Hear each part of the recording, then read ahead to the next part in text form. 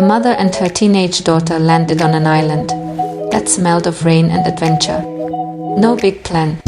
Just one rental car, one playlist somehow mixing Taylor Swift and Queen, and a silent agreement to enjoy each other's company or at least try.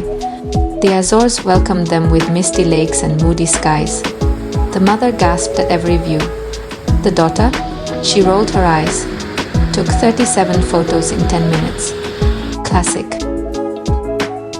They chased waterfalls, got lost on purpose, and laughed way too loud in Tiny, where the mother flirted subtly with the barista, and the daughter wished she could sink into her espresso cup. In the hot springs, they floated like sea otters, one zen, one squealing, both glowing, both quietly grateful to be nowhere else. They hiked green cliffs where the wind stole their hairdos. The daughter said, "Don't post that," at least 34 times. They posed like queens of the crater lake, the mother radiant, the daughter ironically majestic. They met cows with the stare of philosophers. They guessed what the cows were thinking. Mother, they love your outfit. Daughter, they think you dance weird. They picnicked like poets' bread.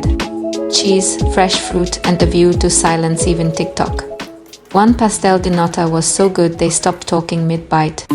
Evenings brought grilled fish, golden streets, and salt in their hair.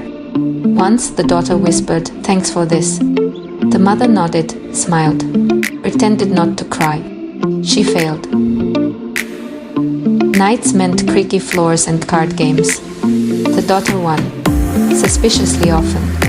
They laughed until the walls felt warm. They talked about things not usually said. Life, love, what's next?